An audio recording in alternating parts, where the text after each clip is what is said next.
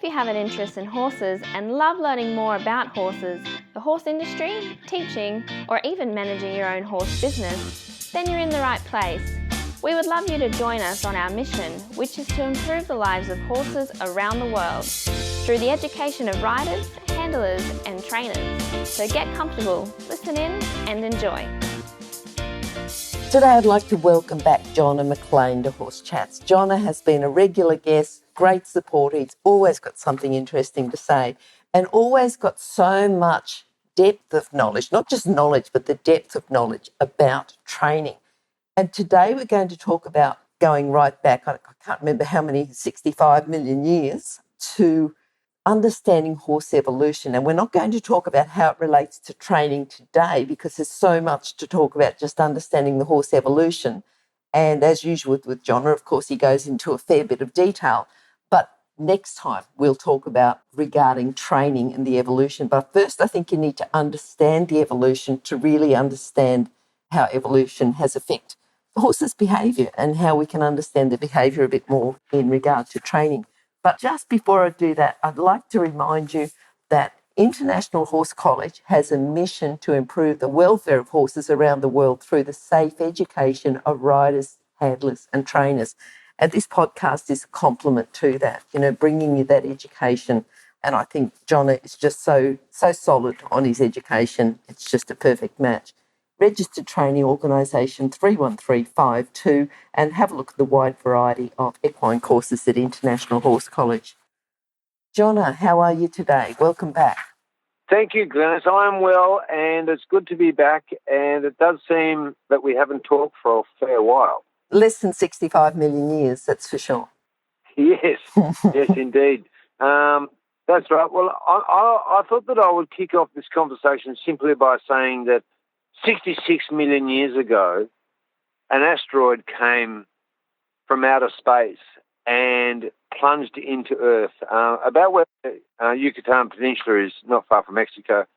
And as a result of that, it plunged the whole world into a nuclear winter for many, many years. And pretty much 90% of all animals and plants were destroyed, including all those things in the ocean as well, were destroyed. And so planet Earth had to start over again. But the amazing thing out of this is that had it not been for that asteroid, we wouldn't have had the rise of the mammals, including ourselves, and also including horses. So I've gone back that far because that is really the beginning. So life itself on planet Earth had to start all over again. So it's quite remarkable, really. And that's not the first time that this has happened. It seems to have happened quite a few times. I think 6 or 7 times in the Earth's history this has happened. But this is the one that relates to horses. I want to know the start point for horses. Was that 66 million years ago or a little bit less time than that? Yes, it was 10 million years later, about 54, 55 million years later, when, so 10 million years after the impact, that the very first horse fossils had been discovered. And we called that the dawn horse. Eohippus is its scientific name. And Eohippus was a very, very small horse. It was only, barely 30 centimetres high at the shoulder, or at the wither, if you like. It was nothing like the horse that we know of today. It was more like a very mini deer with quite a short snout and 4 or 5 toes, and that enabled that animal Eohippus to be able to browse on leaves, and it lived in forests. It didn't live on grassland. It was living in forests. So I'm not sure if anybody has ever Googled that, but if they do, they'll see that what the scientists think Eohippus looked like was chestnut in colour with white dots all over it, so it was able to blend into the foliage with the sunlight shining through it, and camouflage was its greatest attribute, as well as flight. So it had to be able to escape predators very, very fast. And that is really, its diet and its predation is really what determined the changes all the way through to present day, spanning 55 million years. Wow. Now, where did the Eohippus exist? What country, whereabouts? I'm sure, it didn't evolve around the Earth, but particularly where it did exist in the beginning. So if we look at North America, and Eurasia as a general landmass. 55 million years ago, if anybody bothers to have a look at what the land masses look like through plate tectonics, originally it was called Pangea from a geological point of view, that's what it was called, but it was one larger landmass that ended up breaking up into several plates, and they became separate continents and were all, girt and surrounded by oceans. That then enabled all the populations of animals, including horses, to be able to become very, very good at exploiting a particular niche, and the forests and the lush foliage of the time enabled them to be able to camouflage and escape their predators over these land masses. And so North America was a big part of that, and other continents as well, that were connected at that time 55 million years ago. So 55 million years ago, we had the Eohippus. You've described how big it was, what it looked like, what it eats. But that's still a long way from the horses that we have today. So what was the next stage of the evolution? Was there a reason why it occurred? Was it, first of all, why? What was the next stage? But why? Why, obviously they're going to evolve because of a reason. So I need to know the reason as well. The reasons from a physiological point of view is that from being able to have a reliable food source and procreate, but also being able to escape their predators. Remember, the predators are evolving as well, and you have to keep up with the predators, otherwise you'll become extinct.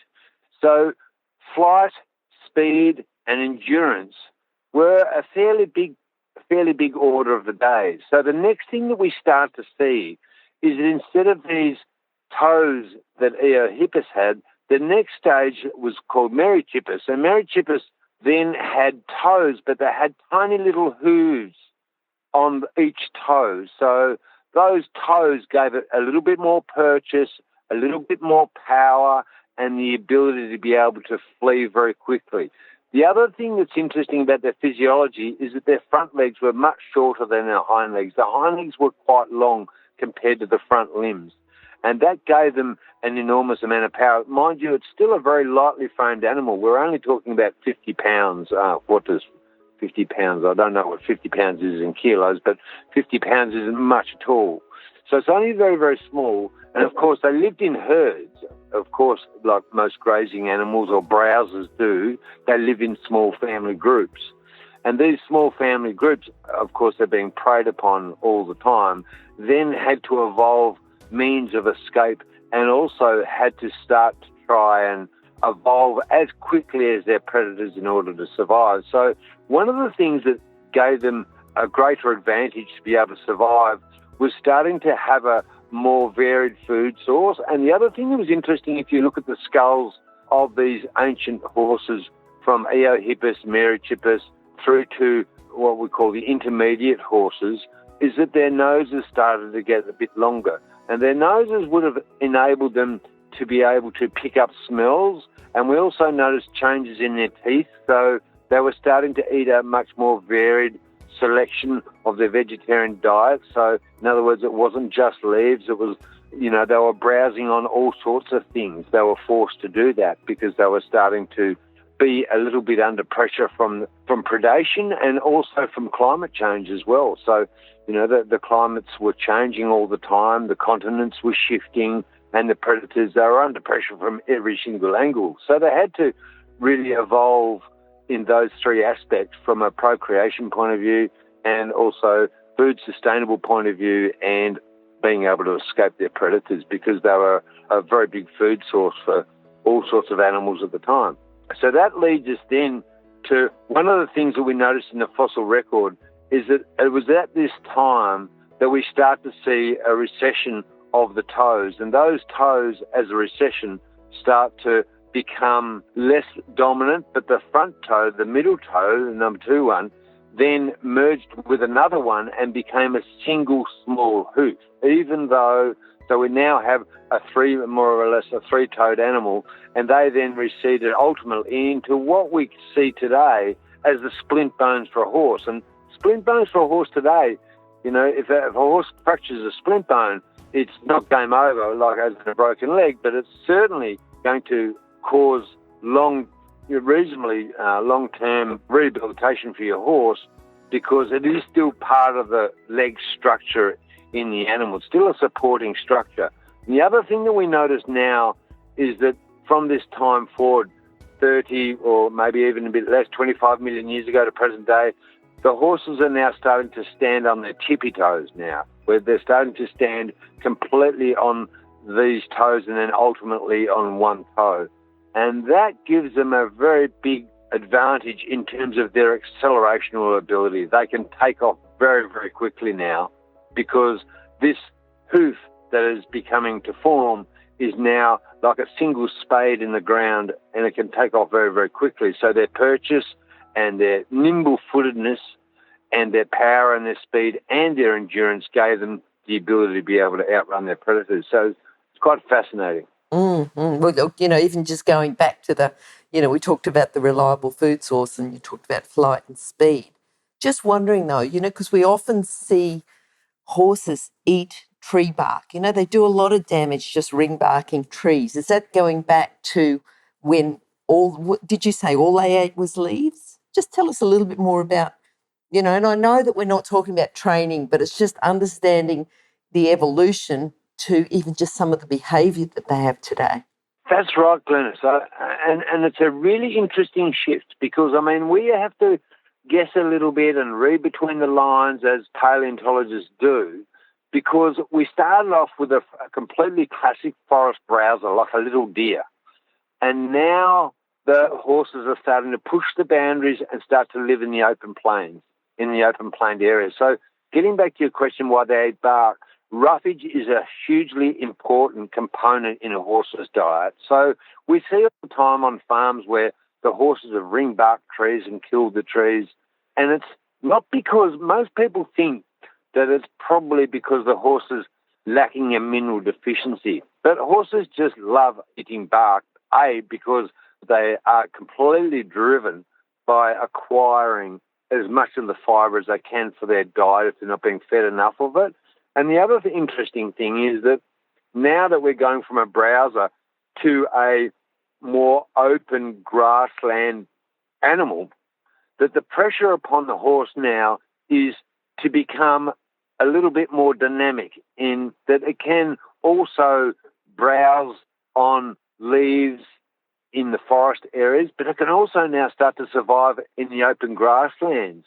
So it's able to sustain itself by grazing enough fibre from not just leaves now, but also grass. And bark is a big part of that. And the other thing that is also interesting, is hypothesised as well, is that as the horses evolved and became more grass or open-planed animals like zebras, then it makes sense to eat bark on trees, because you kill the trees and then the trees die and that creates more grassland. So the horses and other animals at the time, and I said zebras before, were really, really good at being able to push the forest back and create more grassland areas. And of course, there's lots of animals like that as well, like bison are an open grazing grassland animal as well, and cattle as we know them today.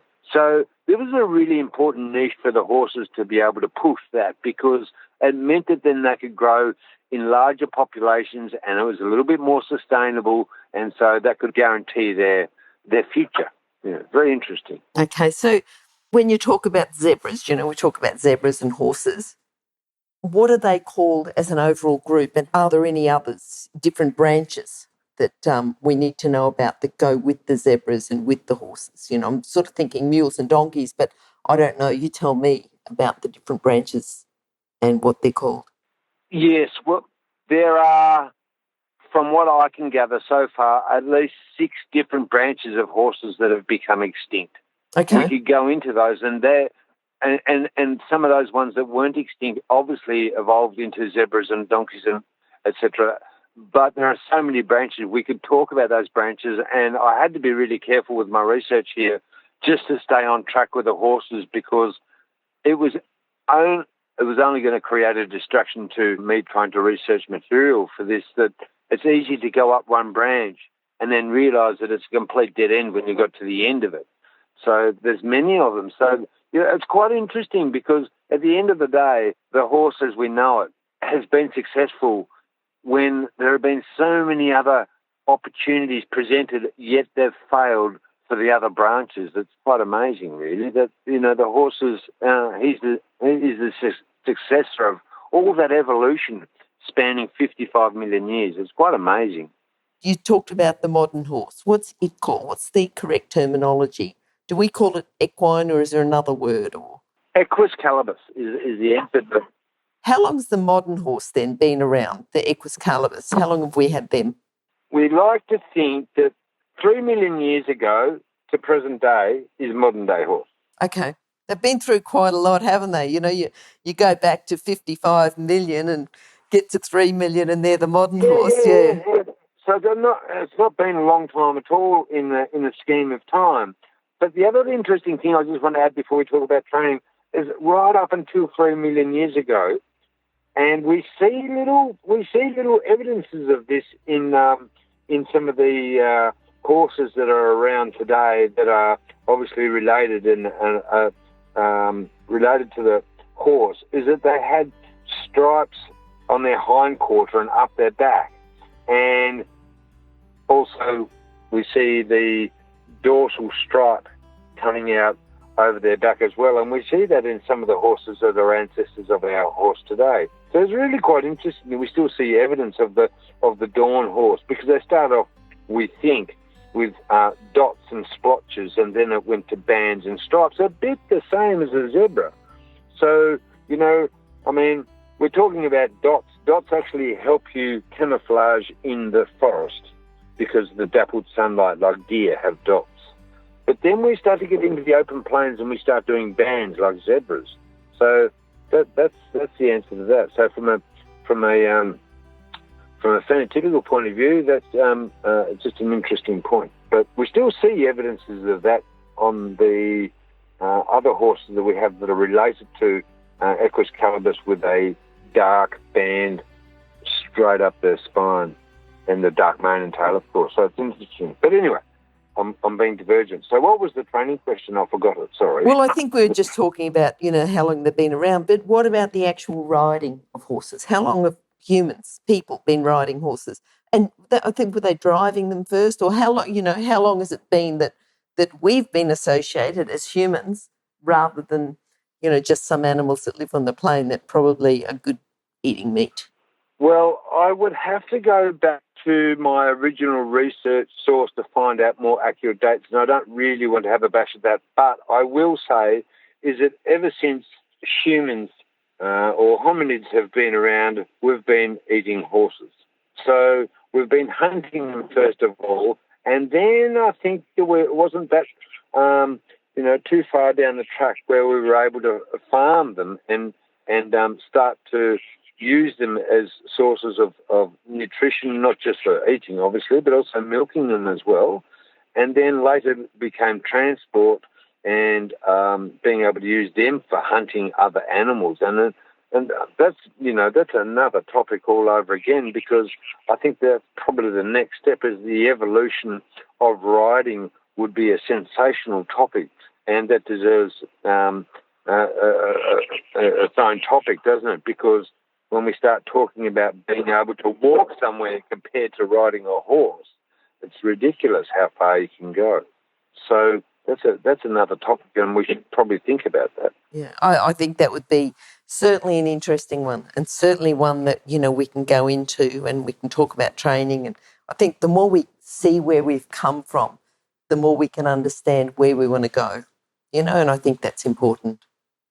Jonna, we've covered 66 million years here tonight. I've got to say thank you, and it's very interesting, in the way that they've developed through food and getting away from predators, I suppose, mostly. That's, if you sort of put it down to a couple of things. Yeah, interesting. And I can understand horses a little more now about, their whole trying to get away, the whole the flight. They try and get away from things in a hurry and they try and run away, and that's just part of their natural instinct. But I suppose they had to have that just to be able to survive. Absolutely. And if you think about predators even today, and the predators that would have had, obviously, fairly recent pressures upon even the modern horse in the wild, is that by the time they're hunting something, they're already at maximum acceleration. So the horse has to be able to go from 0 to above that speed in a much shorter period of time by the time it detects it. So it's not surprising that the horse has one of the largest eyes of any mammal on the planet for its body size. Its hearing is acute and its range is far greater than humans. Its nose and its sense of smell is quite extraordinary, and that's why horses have such a large nasal passages with large nostrils, and also to be able to take in large volumes of oxygen to be able to use energy as well, and being able to propel themselves and have the structure and the physical force behind the energy sources, being able to propel them from 0 to 70 kilometres an hour in a split second is what's enabled them to survive. And really that's why we do horse racing, I guess, and that's why we all love galloping horses, because they are just amazingly powerful, noble, absolutely amazing in their capability. It's extraordinary. And to think that we can ride them, I still am completely gobsmacked by the fact that we are able to ride these animals. It still amazes me every day.